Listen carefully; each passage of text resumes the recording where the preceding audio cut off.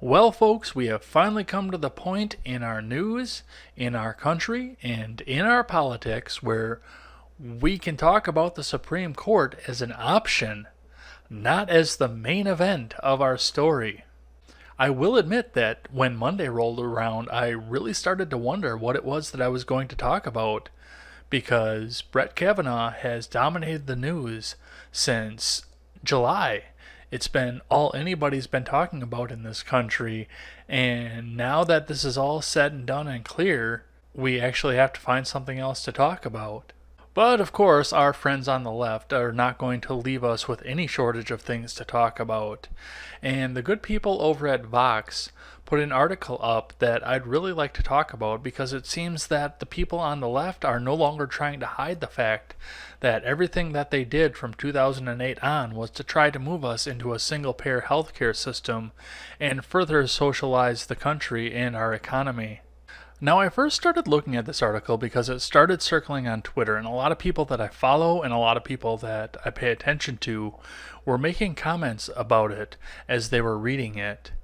And the article is actually a very interesting look at what people actually think about the ACA, except for the fact that the article doesn't mention the ACA anywhere in it. The article just cites the evils of the healthcare system as it's written right now and as people are using it.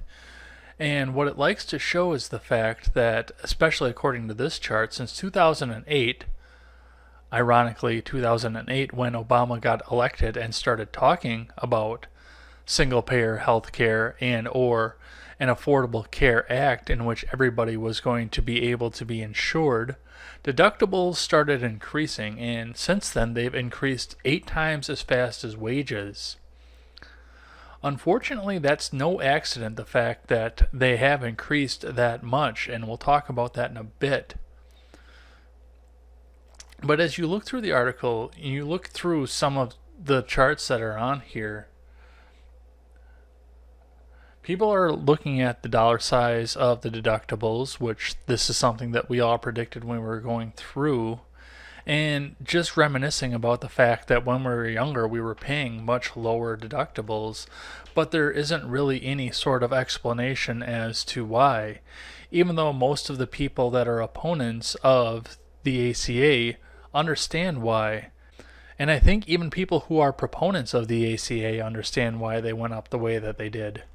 The first time I read the Affordable Care Act in 2012 when it was released to the public, one of the first things that I realized was that the ACA was designed to fail.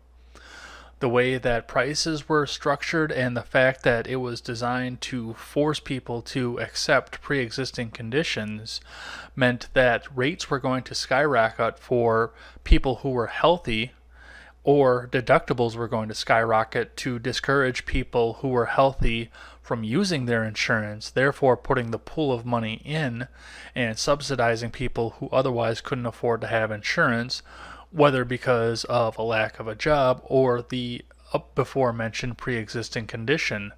A bar that would have been for most people because it would have cost entirely too much to insure somebody who was already sick. I talked about the need to address pre-existing conditions in a previous video, which I will link in the end cap of this video. But it's important that we take some time and talk about the fact that pre-existing conditions were one of the biggest talking points when the ACA came around, and once people started talking about the repeal of the ACA, it's one of the first things that the proponents of the act like to throw out in order to demonize anybody who talks about repealing the law that has made healthcare unsustainable for anybody other than people who are subsidized by the government to use it. The mandate for pre-existing conditions has changed the way that people have looked at healthcare in this country.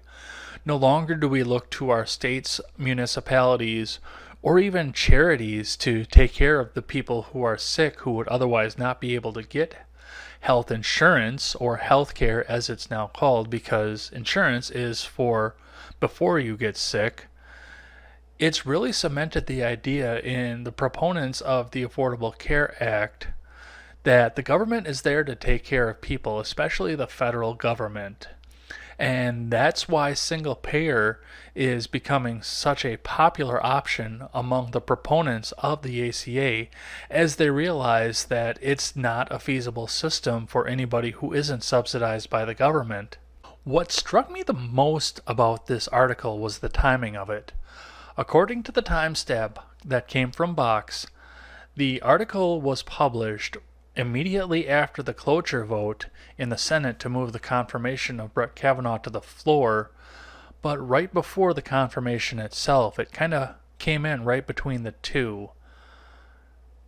It was in that kind of weird period where everyone kind of knew that Kavanaugh was about to be confirmed and it was inevitable, but before we could actually sit down and report on it because, somebody might have had something sitting up their sleeve to delay it even further. Now, I have no way of knowing when this article was started or planned. I don't know what the research time frame was for it, and I don't know when the author started writing it. What I do know is that it was released when we realized that the balance of the Supreme Court was about to be changed, and I do think that that's important when we look at the context of it. From long before the time that Brett Kavanaugh was even nominated to the Supreme Court, when it was still just being determined that Trump was going to get another pick for the Supreme Court, one of the first things that people started to talk about was the fact that Roe v. Wade was going to come under attack.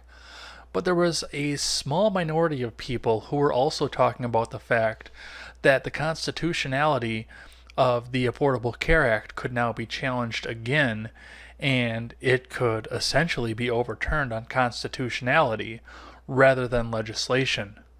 And I think that's important for the fact that this article came out when it did. Now, in order for Roe v. Wade to be overturned, one of two things would have to happen. They're fairly complex, and I'm going to simplify the best that I can for time's sake. Either a highly religious person would have to sue a Planned Parenthood, either the company or his most local branch, most likely his most local branch, in a municipality court and win, and then Planned Parenthood would have to keep appealing it to a higher and higher court until they found a court that they liked and the appeals process would stop. And it's highly unlikely that the case would ever get up to the Supreme Court level. It could happen depending on where the municipality was and the court systems that they would have to go through, but most likely it would stop far short of the Supreme Court. Aside from that, the legislature, both the House and the Senate, would have to introduce a bill that would outlaw abortion outright, or at least kick the decision back to the states, and hope that it passed the Supreme Court in constitutionality. And I don't ever see that as happening, because I do believe that that would be political suicide for anybody who's in the House or the Senate. I don't care what your views are. As soon as you put that bill forward, every person who signed onto that bill would be voted out in the very next election. I distinctly believe that, and I believe that after looking at the culture that we live in today. I bring this up because I don't necessarily believe that Roe versus Wade is in any sort of danger right now, not in the culture that we live in. I believe that there are going to be a lot more people who are emboldened to try, and there's going to be a lot more news about that, but I don't think it's going to happen in our lifetimes, if it ever happens at all.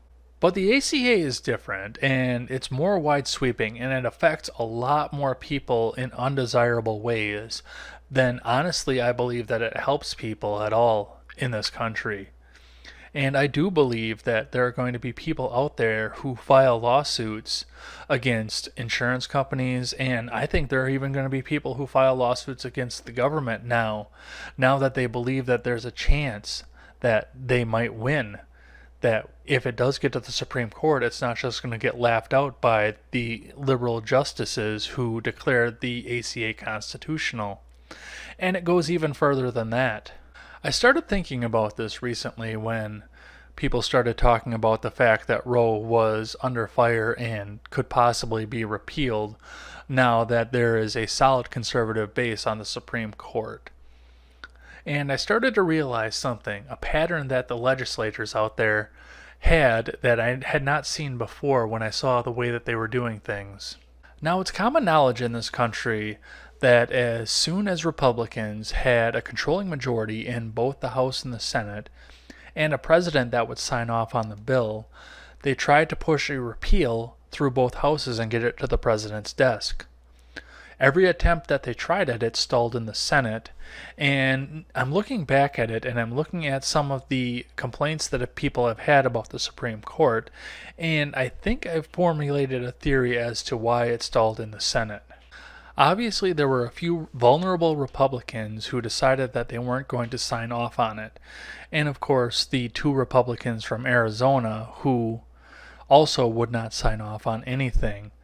But I look back at it politically and I realize the fact that there was a good chance that as soon as the bill was passed, some ambitious people in both houses from the Democrat Party were going to sue the Republican Party over the fact that they passed this bill and bring it before the Supreme Court as constitutional or unconstitutional.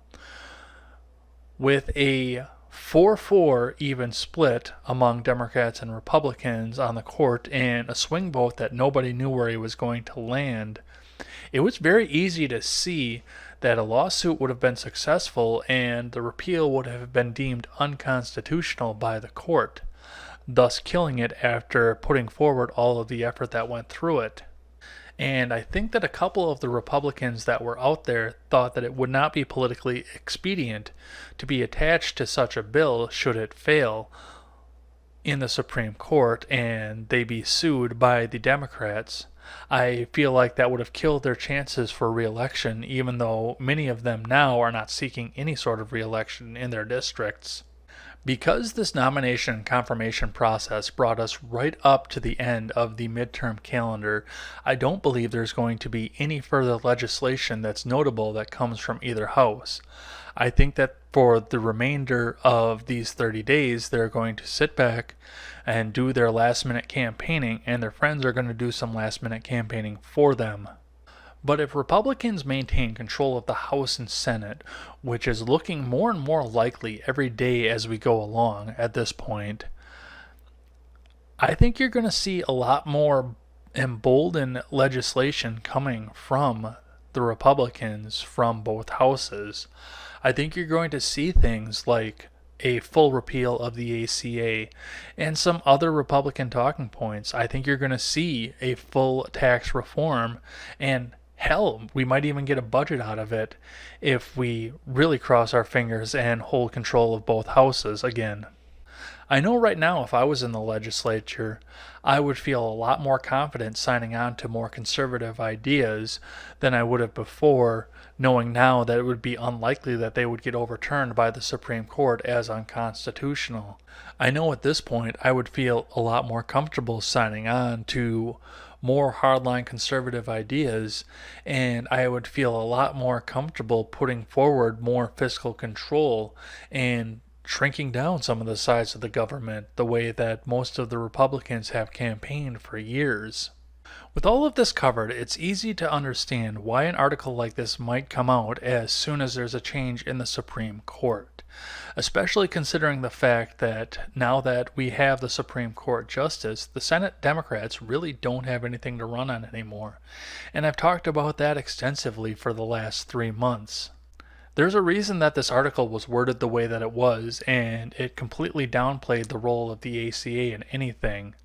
All that it said was that healthcare sucks now, and it used to be good, but now we need to move ourselves into single payer, and more Americans are getting on board with that, without reminding us of the fact that the reason that healthcare is the way that it is right now is because of the previous Democrat in the White House and the previous Democratic legislature that put the bill and law into place. The left and the right both understand the fact that the end is near for the ACA, but they both have different suggestions as to what's going to replace it.